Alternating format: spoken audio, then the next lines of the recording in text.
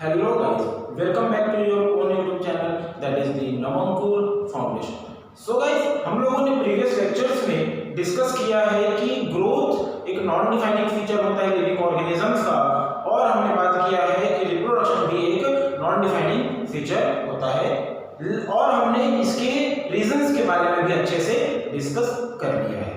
Clear है guys? तो अब हमारे पास जो थर्ड प्रॉपर्टी आती है, फिर थर्ड इंपॉर्टेंट कैरेक्टरिस्टिक होता है, वो एक्चुअल में है हमारा मेटाबॉलिज्म। अब हम लोग मेटाबॉलिज्म के बारे में काफी अच्छे तरीके से समझने की कोशिश करेंगे कि भाई एक्चुअल में मेटाबॉलिज्म भी डिफाइनिंग फीचर है कि ग्रोथ और रिप्रोडक्शन की तरह ये भी नॉन डिफाइनिंग फीचर है। तो इन सारी चीजों को हम लोग समझने की कोशिश करेंगे, और चलिए हम लोग स्टार्ट करते हैं डेफिनेशन से। The sum total of all the chemical reactions occurring in our body is known as metabolism. आप लोग देखिएगा कि all chemical reactions in our body, clear है, हमारी बॉडी के अंदर जितने भी केमिकल रिएक्शंस हो रहे हैं वो सारे के सारे कंबाइंडली कहलाते हैं मेटाबॉलिज्म। क्लियर है गाइस? तो ये चीज हो गई। केमिकल रिएक्शन के बारे में आप लोग जानते होंगे, आप लोगों ने पढ़ा होगा केमिस्ट्री वगैरह में, ठीक है, कि मान लीजिए कि ये ए है, ए चीज है, ये ए से कन्वर्ट हो रहा है बी में, बी से कन्वर्ट हो रहा है ये सी में, लेकिन कुछ देर बाद क्या हो जा रहा है, सी से बी में कन्वर्ट हो जा रहा है और बी से ए में कन्वर्ट हो जा रहा है। तो हम यहां पास क्या देख रहे हैं, बाई डायरेक्शनल केमिकल रिएक्शन देख रहे हैं।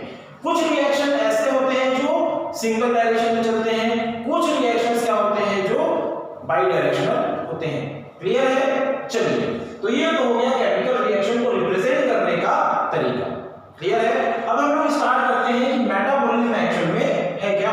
हमने डेफिनेशन भी एक देखा कि केमिकल रिएक्शंस हमारी बॉडी के अंदर हो रहे हैं, वही क्या है, मेटाबॉलिज्म। अब हम लोग देखते हैं कि मेटाबॉलिज्म एक्चुअल में है।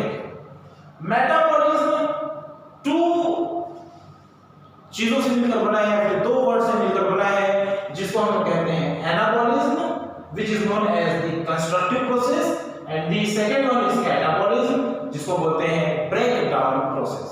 क्लियर है? तो ये चीज हो गई एनाबॉलिज्म और कैटाबॉलिज्म के बारे में। अब हम लोग डिस्कस करते हैं वन बाय वन एनाबॉलिज्म को, उसके बाद फिर हम लोग डिस्कस करेंगे कैटाबॉलिज्म को। चलिएगा देखते हैं। देखिए भाई, यहां पास क्या हो रहा है, कंस्ट्रक्टिव प्रोसेस है बोल रहे हैं। कौन सा प्रोसेस है बोल रहे हैं हम इसको, कंस्ट्रक्टिव प्रोसेस है। मतलब यहां पास फॉर्मेशन हो रहा होगा। क्या हो रहा होगा? फॉर्मेशन हो रहा होगा। और फॉर्मेशन होने के लिए क्या होता है, इनिशियल लेवल पे क्या होता है, मेटल्स की रिक्वायरमेंट होती है, आप लोग जानते हैं। तो यहां पास इनिशियल जो मेटल है वो सिंपल फॉर्म में, कैसे है, सिंपल फॉर्म में है। हम लोग मान लेते हैं इसको फैटी एसिड मान लेते हैं। क्या मान लेते हैं? Fatty acid. ये फैटी एसिड के ड्रॉपलेट्स हैं। क्लियर है? तो ये क्या हो गए, फैटी एसिड के ड्रॉपलेट्स हो गए। जब ये कंबाइन होंगे, ये सभी के सभी मिल जाएंगे, तो ये बना लेंगे हमारे पास क्या, लिपिड। ये क्या बना लिया भाई, हमारे पास लिपिड बना लिए। तो यहां पास क्या हुआ है, सिंपल बहुत सारी चीजें जब मिल गई सिंपली, तो फिर वो क्या बना लिए, कॉम्प्लेक्स चीज बना ली, जिसको बोलते हैं हम लोग लिपिड। क्लियर है? अब देखिएगा कुछ एग्जांपल्स हैं यहां पास कि एमिनो एसिड कंबाइन होकर क्या बना लेते हैं, प्रोटीन बना लेते हैं। बहुत सारे एमिनो एसिड मिले और क्या बना लिए, प्रोटीन बना लिए। वैसे ही कार्बन डाइऑक्साइड और H2O जब कंबाइन होते हैं प्लांट्स में फोटोसिंथेसिस के दौरान, तब क्या बन जाते हैं, उनमें स्टार्च बन जाता है, फूड बन जाता है। क्लियर है? चलिए, और ये फैटी एसिड हमने तो देखी। क्लियर है कि फैटी एसिड से क्या बन जाता है, लिपिड बन जाता है। ऐसे बहुत सारी चीजें हैं जिनके थ्रू क्या हो सकता है, कंस्ट्रक्टिव प्रोसेस होता है।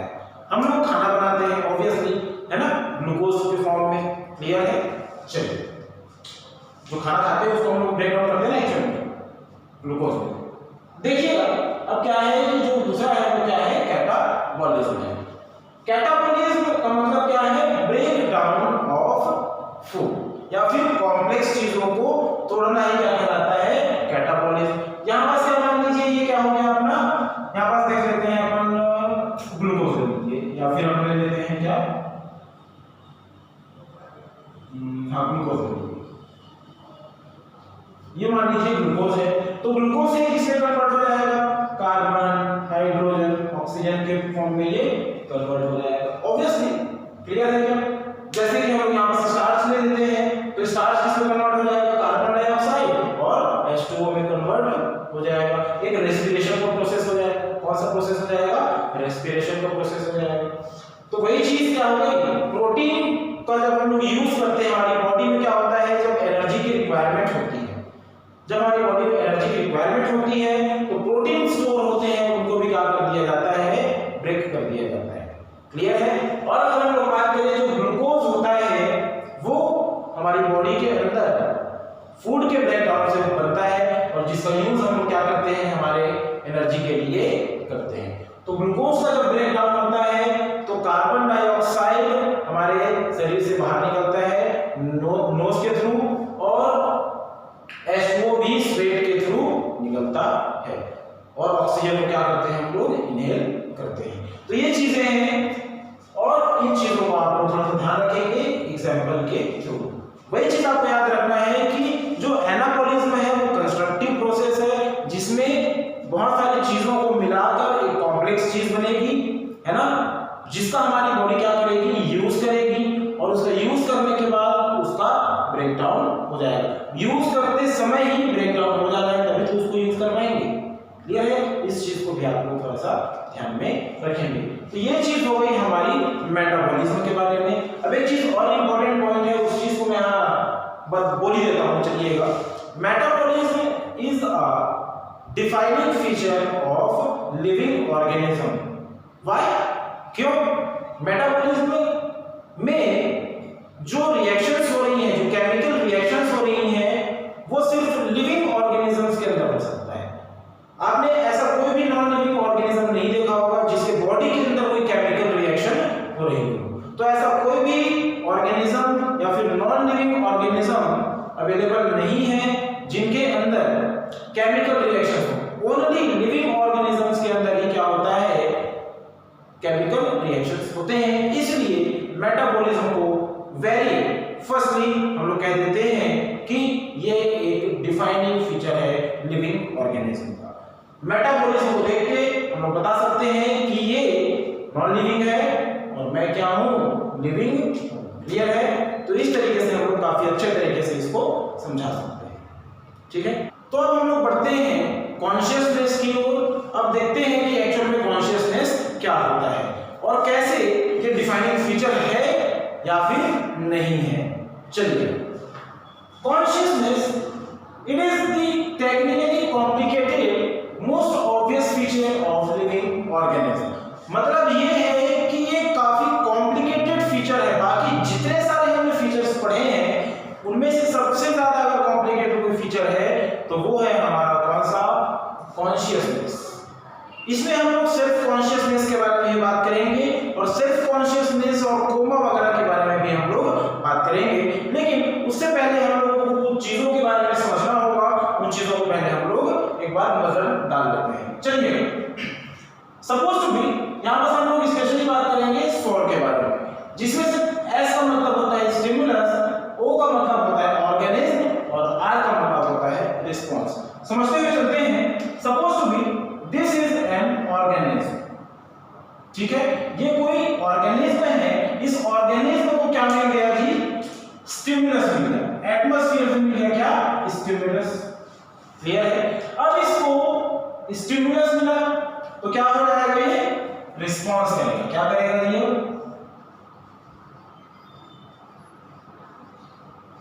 रिस्पॉन्स करेगा। तो ये क्या होगा, एस ओ आर। सो मतलब हम लोग तभी रिस्पॉन्स करते हैं या फिर कोई भी लिविंग ऑर्गेनिज्म तभी रिस्पॉन्स करता है जब उसको कोई स्टिमुलस दिया जाए।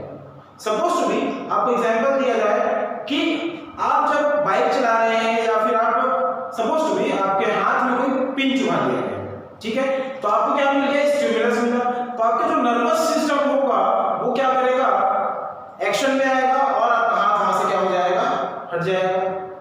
स्टिमुलस आया आपके हाथ के पास, मतलब ऑर्गेनिज्म के पास, और जैसे ही ऑर्गेनिज्म के पास आया आपका रिस्पॉन्स हुआ हाथ को हटाना। क्लियर है? तो वैसे ही प्लांट होता है जिसको बोलते हैं टच मी नॉट।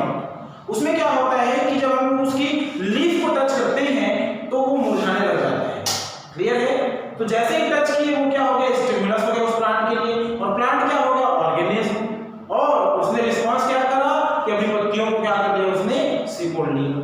क्लियर है? तो ये चीज हो गई हमारी सौर के बारे में। अब हम लोग देखते हैं कि जो प्लांट्स होते हैं वो टेम्परेचर के प्रति, लाइट के प्रति, पॉल्यूटेंट्स एंड वाटर, ये सारी चीजों के प्रति वो लोग क्या करते हैं, रिस्पॉन्स शो करते हैं। आप लोगों ने बहुत सारे प्लांट्स देखे होंगे जो लोग काफी ज्यादा डे लाइट मिलने पर ही फ्लावरिंग करते हैं। आपने कई सारे ऐसे प्लांट्स देखे होंगे जो शॉर्ट डे प्लांट्स होते हैं, जो कम लाइट में भी क्या हो जाते हैं, वो लोग फ्लावरिंग शो करते हैं। कुछ ऐसे भी प्लांट्स होते हैं जो लोग क्या कर देते हैं, डे न्यूट्रल प्लांट होते हैं, वो लोग क्या करते हैं, उनको लाइट मिले ना मिले, टेम्परेचर मिले ना मिले, कोई फर्क नहीं पड़ता, वो लोग फ्लावरिंग शो करते हैं। तो ऐसे प्लांट्स में भी क्या पाया जाता है, कॉन्शियसनेस पाया जाता है, उनमें भी सेंसेस होती हैं। क्लियर है? कुछ प्लांट्स ऐसे भी होते हैं, देखिएगा, या फिर कुछ एनिमल्स फोटो पीरियड, मतलब लाइट का जो ड्यूरेशन होता है, जिसमें बेसिकली अगर हम लोग प्लांट के बारे में बात करें तो हम लोग क्या बात करेंगे कि long day plants, short day plants, और हम लोग बात करेंगे डे न्यूट्रल प्लांट्स। क्लियर है? ये हो गया long day plant, short day plants, और ये डे न्यूट्रल प्लांट। इसको हम लोग चैप्टर 15 में डिस्कस करेंगे डिटेल में, लेकिन यहाँ पर हम लोग को फोटो पीरियड के बारे में समझना है, मतलब जितनी लाइट मिलेगी उसके हिसाब से। Photo period affects reproduction in seasonal breeders. जो सीजनल ब्रीडर्स होते हैं उनको फोटो पीरियड क्या करता है, उनके रिप्रोडक्शन को क्या कर देता है, अफेक्ट करता है। मतलब अगर लाइट, कुछ ऑर्गेनिज्म ऐसे होते हैं जिनको ज्यादा फोटो पीरियड मिल गया तो क्या हो जाएगा, वो रिप्रोड्यूस नहीं कर पाएंगे। कुछ ऑर्गेनिज्म ऐसे होंगे जो लोग रिप्रोड्यूस कर लेंगे। क्लियर है? तो ये चीज आप लोग थोड़ा सा ध्यान रखेंगे, ये प्लांट्स में पाया जाता है और ये एनिमल्स में भी पाया जाता है। अब हम लोग बात करते हैं कि एनिमल्स में क्या क्या पाए जाते हैं। भाई एनिमल्स में एक बेसिक और काफी इंपॉर्टेंट चीज पाई जाती है जिसको कहते हैं हम लोग nervous system. We have a very well developed nervous system. Clear है? तो वो क्या करता है, हमको हेल्प करता है रिस्पांस करने में, हमारी बॉडी को चलाने में, हर एक चीज एक्टिविटी करने में हमको हेल्प करता है। कौन? Nervous system. हमारे पास अब सेंसरी ऑर्गन्स के बारे में अगर हम लोग बात करें तो हमारे पास क्या क्या सेंसरी ऑर्गन्स है। We have 5 sensory organ. The first one is eye, ear, nose, tongue and the last one is skin. तो ये 5 हमारे पास क्या है, सेंसरी ऑर्गन्स हैं। बाय द वे, अगर हम लोग बात करें सिर्फ एनिमल्स के बारे में और हम लोग समझने की कोशिश करें कॉन्शियसनेस को, तो हम लोग को एक चीज डील करना होगा, वो चीज कहलाती है होमियोस्टेसिस। क्लियर है गाइस? चलिएगा होमियोस्टेसिस का मतलब समझते हुए चलते हैं कि होमियोस्टेसिस 2 वर्ड्स मिलकर बना है। The first one is the homeo and the second one is the stasis. Homeo that is equals to same and stasis that is equals to state. मतलब कोई भी ऑर्गेनिज्म सेम स्टेट मेंटेन करके रखता है तो उसको कहेंगे कि वो ऑर्गेनिज्म होमियोस्टेसिस मेंटेन कर सकता है। डेफिनेशन देखते हुए चलते हैं। Living body maintain their similar condition according their environment. Clear है? मतलब कोई भी लिविंग बॉडी है, suppose to be I am a living body, मैं लिविंग बॉडी हूं और मैं अपने एटमॉस्फेयर के अकॉर्डिंगली अपनी बॉडी का टेंपरेचर क्या कर लेता हूं, मेंटेन कर लेता हूं। तो ये क्या हो जाएगा, मेरी होमियोस्टेसिस की प्रॉपर्टी होगी। मतलब ह्यूमंस में होमियोस्टेसिस की प्रॉपर्टी पाई जाती है। समझते हुए चलते हैं, जैसे कि अभी गर्मी का दिन चल रहा है, ह्यूमन के नॉर्मल बॉडी का टेंपरेचर होता है हमारा 37 डिग्री सेल्सियस। 37 डिग्री सेल्सियस हमारी बॉडी का टेंपरेचर है। मान लीजिए कि अभी गर्मी का दिन चल रहा है और टेंपरेचर है 45 डिग्री सेल्सियस। कहाँ? आउट, हमारे आउटसाइड दी होम, या फिर हम लोग बाहर में कितना है, 45 डिग्री टेंपरेचर है। क्या होगा, एटमॉस्फेयर बोलेगा भाई कि मैं ह्यूमन को गर्म करना चाहता हूं, उसकी बॉडी को हीट करना चाहता हूं, तो वो क्या करेगा, इसको हीट कर देगा। क्या कर देगा? ह्यूमन की बॉडी को हीट करेगा।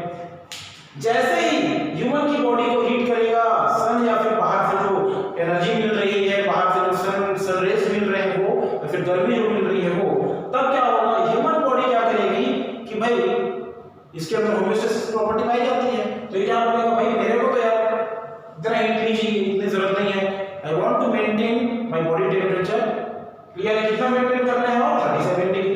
तो कितना भी तुम इसको क्या कर लो, हीट कर लो, ये स्वेटिंग करने लग जाएगा, क्या करने लग जाएगा, ये करने लग जाएगा स्वेटिंग, और जैसे ही स्वेटिंग करने लगा तो इसके बॉडी का टेम्परेचर क्या हो जाएगा, धीरे धीरे धीरे धीरे कूल होने लग जाएगा, और इसकी बॉडी का टेम्परेचर 37 डिग्री आके मेंटेन हो जाएगा, क्लियर है। अब चलिए अब हम लोग बात करते हैं कि हम लोग एसी में, कहाँ है, एसी में है, तो एसी में अगर टेम्परेचर हमने बहुत ज्यादा कम कर दिया, मान लीजिए हमने 16 डिग्री पे कर दिया या फिर 18 डिग्री पे कर दिया, है ना, तो क्या हो जाएगी, हमको शिवरिंग होने लग जाएगी, हमारी बॉडी का टेम्परेचर क्या होने लग गया है, धीरे धीरे डिक्रीज होने लग गया है, तो हमारी बॉडी क्या करेगी, हीट प्रोड्यूस करना चाहेगी, ताकि अपनी बॉडी का टेम्परेचर हम लोग 37 डिग्री क्या कर सकें, मेंटेन करके रख सकें।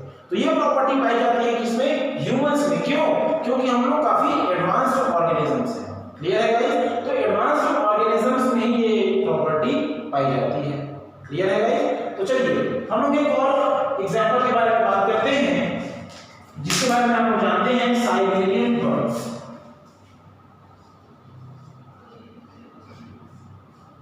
अब देखिए साइबेरियन बर्ड्स भी एक रेंज तक क्या कर लेती हैं कि अपने बॉडी का होमियोस्टेसिस मेंटेन कर लेती हैं, लेकिन जब साइबेरिया में ठंड का समय होता है, बहुत ठंड पड़ती है, कड़ाके की ठंड पड़ती है, तो उतने ठंड को ये लोग नहीं सह पाते। अब उतने ठंड को नहीं सह पा रहे हैं तो क्या करते हैं, Siberian birds migrate to Bharatpur because they can not show homeostasis. यहाँ पर होमियोस्टेसिस ये लोग शो करते हैं लेकिन एक मिनिमम रेंज तक, लेकिन जब ज्यादा हो जाता है तब वो लोग वहां से माइग्रेट करके कहाँ जाते हैं, भरतपुर जाते हैं, और जब भरतपुर आते हैं तो वहां का एटमॉस्फेयर थोड़ा ठीक होता है, थोड़ा गर्म टाइप का होता है, जिसकी वजह से वो लोग वहां अच्छे से सर्वाइव कर लेते हैं, क्लियर है गाइस। तो ये चीज हो गई हमारी होमियोस्टेसिस के बारे में, और हमने कॉन्शियसनेस में सिर्फ अभी थोड़ी सी बेसिक चीजों के बारे में बात किया है, क्लियर है गाइस।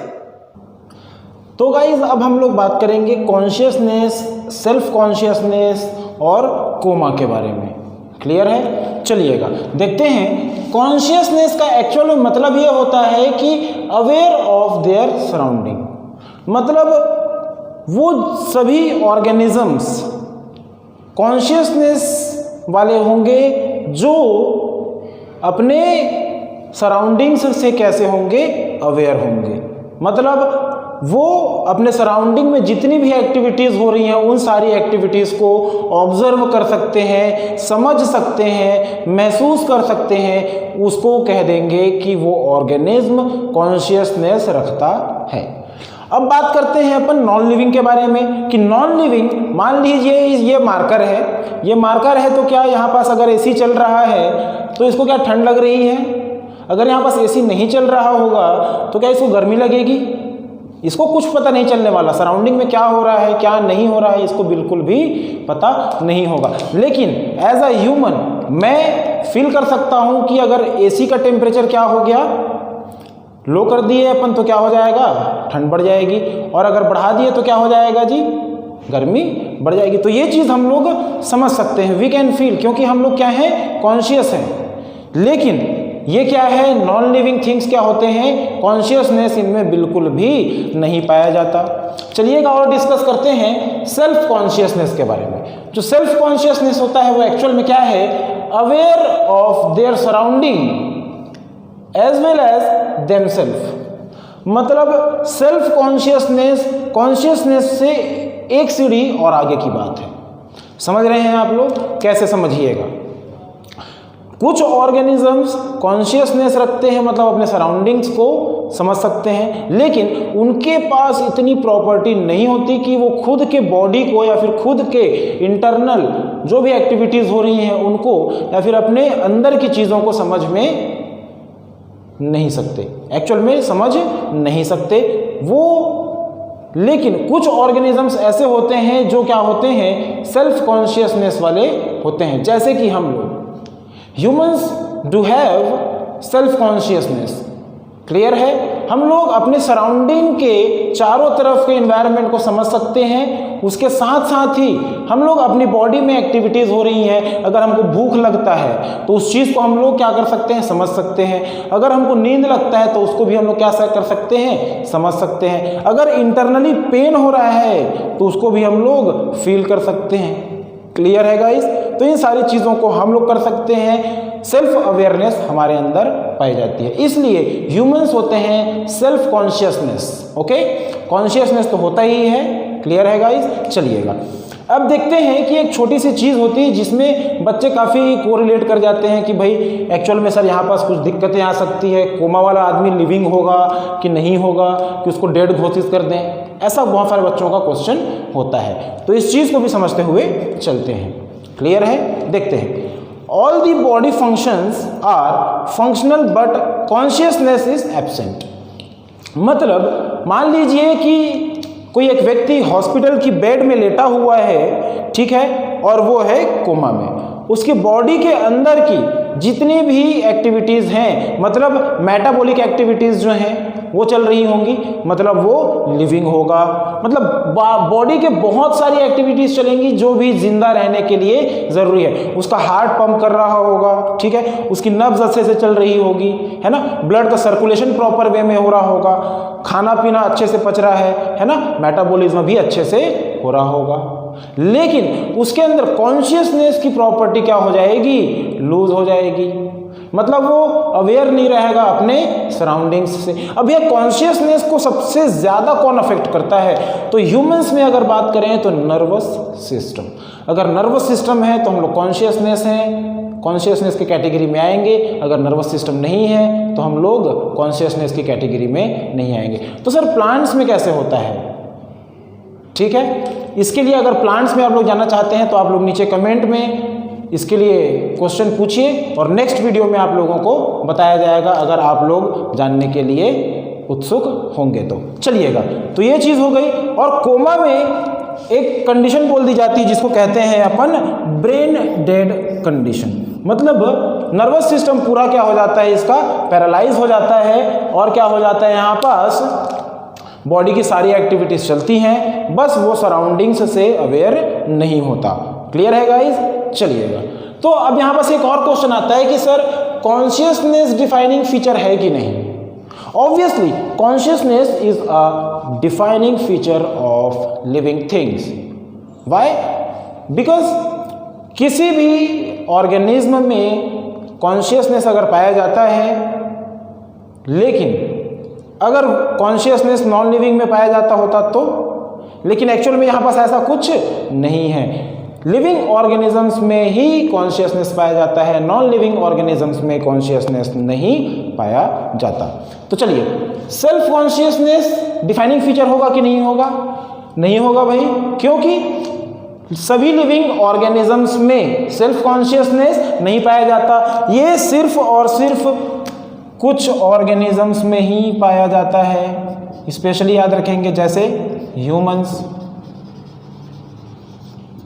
ठीक है, इसलिए ये डिफाइनिंग फीचर नहीं हो सकता। लेकिन हमारा कॉन्शियसनेस बिल्कुल भी क्या होगा, डिफाइनिंग फीचर होगा। तो इन तीनों चीज़ों के बारे में आप लोग थोड़ा सा ध्यान में रखेंगे। चलिएगा, अब हम लोग जिस चैप्टर के बारे में बात कर रहे थे, स्टार्टिंग पॉइंट में हमने क्या बोला था कि भाई लिविंग ऑर्गेनिजम्स को या फिर लाइफ को समझा पाना काफ़ी टफ है, और एक प्रॉपर एक छोटे से डेफिनेशन के थ्रू उसको समझा पाना काफ़ी मुश्किल है। ये भी चीज़ हमने बोला था। लेकिन जब हमने सारी चीज़ों को डिस्कस कर लिया है तो अब हम लोग बात कर सकते हैं लिविंग ऑर्गेनिज्म के डेफिनेशन के बारे में। चलिएगा, तो इसका डेफिनेशन क्या है? सेल्फ रिप्लिकेटिंग मतलब रिप्रोडक्शन, रेगुलेटिंग इवॉल्विंग मतलब कॉन्शियसनेस होम्योस्टेसिस, इंटरैक्टिव सिस्टम मतलब वही, क्लियर है, capable of responding the external stimulus. अगर ये प्रॉपर्टीज हैं तो वो क्या होगा, लिविंग ऑर्गेनिज्म होगा। मतलब सेल्फ रिप्लिकेटिंग मतलब वो क्या कर सकता है, खुद से रिप्लिकेट कर सकता है, ऑफ स्प्रिंग प्रोड्यूस कर सकता है, वो होना चाहिए। दूसरा रेगुलेटिंग मतलब अपने बॉडी के टेम्परेचर को, अपने बॉडी को रेगुलेट कर सके, अपने बॉडी की मैकेनिज्म को या फिर सारी चीज़ों के एक्टिविटीज़ को क्या कर सके, वो मेंटेन कर सके।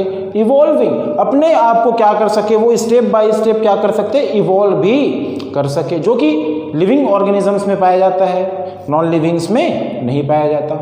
इवोल्यूशन होता है कि नहीं होता है लिविंग ऑर्गेनिज्म में, लेकिन नॉन लिविंग में, पत्थर में कहाँ होता है इवोल्यूशन। चलिए, इंटरैक्टिव सिस्टम। इंटरैक्टिव सिस्टम मतलब क्या है कि अपने दूसरे से बात कर सकते हैं, क्लियर है। उनके पास जैसे अपन एनिमल्स की भी बात करें तो उनमें भी इंटरैक्टिव सिस्टम होता है, ठीक है।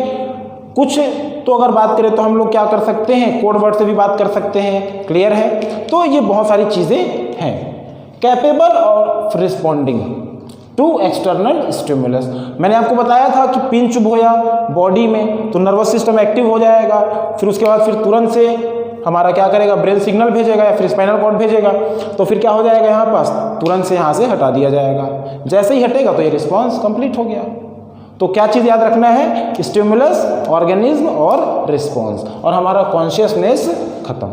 अब सेलुलर ऑर्गेनाइजेशन के बारे में भी थोड़ा सा देख लेते हैं। एक्चुअल में क्या है कि जो सेलुलर ऑर्गेनाइजेशन होता है वो सिर्फ और सिर्फ लिविंग ऑर्गेनिजम्स में ही पाया जाता है, नॉन लिविंग ऑर्गेनिजम्स में नहीं पाया जाता है ना। मान लीजिए ये मार्कर है, तो अगर हम लोग इसकी स्टडी करें तो इसमें कोई भी सेलुलर ऑर्गेनाइजेशन नहीं है, ये सिंगल सेल वाला भी नहीं है। लेकिन अगर हम लोग लिविंग ऑर्गेनिजम्स की बात करें, चाहे वो क्या हो, छोटा सा प्लांट हो, चाहे वो छोटा सा डॉग हो, चाहे छोटा सा वो क्या हो जाए, फाइटोप्लैंक्टन हो, चाहे वो ज़ूप्लैंक्टन हो, क्लियर है गाइस। तो ये सब के सब क्या हैं, सेल्युलर ऑर्गेनाइजेशन वाले हैं, क्लियर है। तो लिविंग ऑर्गेनिजम्स में ही क्या होता है, सेलुलर ऑर्गेनाइजेशन पाया जाता है और नॉन लिविंग में नहीं पाया जाता। तो क्या सेलुलर ऑर्गेनाइजेशन हमारा लिविंग प्रॉपर्टी होगा कि नहीं होगा, डिफाइनिंग प्रॉपर्टी होगा कि नहीं होगा?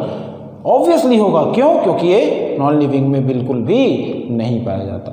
तो गाइस, हम लोगों ने अब पूरे तरीके से important characteristic of living organisms को कंप्लीट कर लिया है। हमने सबसे पहले देखा ग्रोथ, उसके बाद फिर हमने देखा रिप्रोडक्शन, जो कि दोनों के दोनों क्या थे, हमारे non defining feature of the living organism, clear है। तो ये चीज़ हो गई हमारे ग्रोथ और रिप्रोडक्शन के बारे में। फिर हमने देखा कि भाई मेटाबॉलिज्म, कॉन्शियसनेस और सेलुलर ऑर्गेनाइजेशन तीनों के तीनों डिफाइनिंग फीचर होते हैं, क्योंकि ये तीन प्रॉपर्टी नॉन लिविंग ऑर्गेनिजम्स में बिल्कुल भी नहीं पाए जा सकते, क्लियर है गाइस। तो अब हम लोग, हमारा ये टॉपिक खत्म हो गया। अब हम लोग जब नेक्स्ट क्लास में मिलेंगे तो हम लोग नए टॉपिक की बात करेंगे।